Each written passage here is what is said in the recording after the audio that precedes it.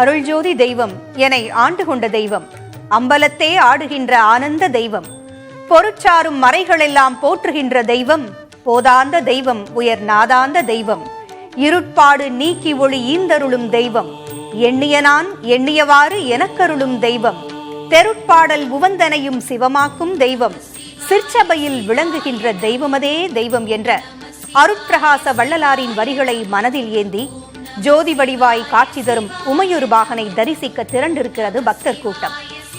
நேரில் சென்று தரிசிக்கும் அதே பேற்றை பெற புதிய தலைமுறை சிறப்பு நேரலையில் வழங்கிக் கொண்டிருக்கிறது. அண்ணாமலையாரின் அருள்மழை குறித்தும் திருவண்ணாமலையின் சிறப்புகள் குறித்தும் பேசுவதற்காக சிறப்பு விருந்தினர்கள் இணைந்திருக்கிறார்கள். நமது அரங்கத்தில் பட்டிமன்ற பேச்சாளர் திருமிகு பாரதி பாஸ்கர் இணைந்திருக்கிறார். அதை போல ஆன்மீக பேச்சாளர் சுமதி ஸ்ரீ அவர்களும் இணைந்திருக்கிறார். இருவரிடமும் பேசலாம்.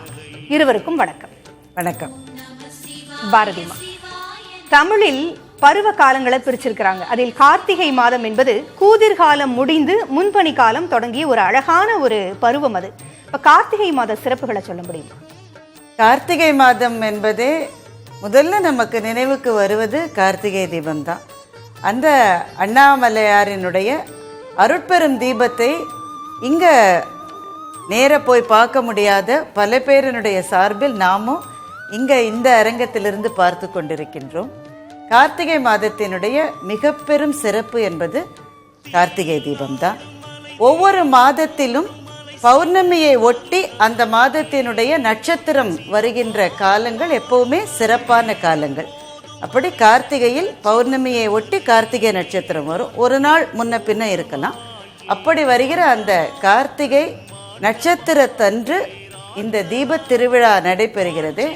அது அங்கே இருக்கிற ஒவ்வொருவரினுடைய பாதங்களிலும் நாம் விழுந்து வணங்கலாம். ஏனென்றால் இந்த நேரத்தில் அங்கே மலையிலே இருப்பதே ஒரு பெரும் புண்ணியம். அதை பார்க்கிறதும் ஒரு பெரும் புண்ணியம்தான். இதில் என்ன ஆச்சரியமான விஷயம்னா, இங்கே மாத்திரமல்ல, தென்னிந்தியாவினுடைய இந்த பகுதி என்று இல்லாமல் நம்முடைய இந்திய நாடு முழுவதுமே இந்த காலம் என்பது புண்ணிய காலம். எத்தனையோ முக்கியமான நிகழ்வுகள் நடந்ததாக நம்பப்படுகிற காலமும் இந்த கார்த்திகை மாதம் தான். கேரளாவில் நீங்கள் பார்த்தீங்கன்னா மகாபலிக்கு அந்த முக்தி கிடைத்த மாதமும் கார்த்திகை மாதம் அப்படின்னு தான் அவங்க நினைப்பாங்க. ஐயப்பனுக்கு விசேஷமான மாதமும் இந்த கார்த்திகை மாதம் தான். இப்படி எத்தனையோ சிறப்புகளை கொண்ட இந்த புனிதமான மாதத்தினுடைய ஆகப்பெரிய சிறப்பை தான் இப்போது நாம் இங்கே பார்த்து கொண்டிருக்கிறோம். 10 லட்சம் பேர் அங்கே இருக்காங்க. அத்தனை பேரினுடைய எண்ணமும் சிவனுடைய உருவத்திலே இருக்கிறது. அங்கே மலையே சிவம், சிவமே மலை. இதுதான் திருவண்ணாமலையினுடைய சிறப்பு. இன்றைக்கு அங்கே இன்னும் கொஞ்ச நேரத்திலே மலையின் மீது ஏற்றப்பட இருக்கின்ற தீபம் அதே நேரத்தில் மிகச்சரியாக கீழே கோவிலிலும் அந்த தீபம் ஏற்றப்படும். அந்த ஒரு நொடி அண்ணாமலையாருக்கு அரோகரா என்ற அந்த கோஷம் அந்த மலை முழுக்க எதிரொலித்து நம்முடைய காதுகளிலும் விழ இருக்கிற அந்த ஒரு நேரத்துக்காக அத்தனை பேரும் காத்து கொண்டிருக்கிறோம். அந்த நேரத்தினுடைய பரவசத்துக்காக இந்த பெரு விழாவை கார்த்திகை மாதத்திலே நாம் கொண்டாடுகிறோம் என்பதுதான் இந்த மாதத்துக்கான சிறப்பு. இப்போ சைவத்தை பொறுத்த அளவிலே சிவன் வேறு முருகன் வேறு என்பதே கிடையாது. குகேசன் தான் நடேசன், நடேசன் தான் குகேசன்.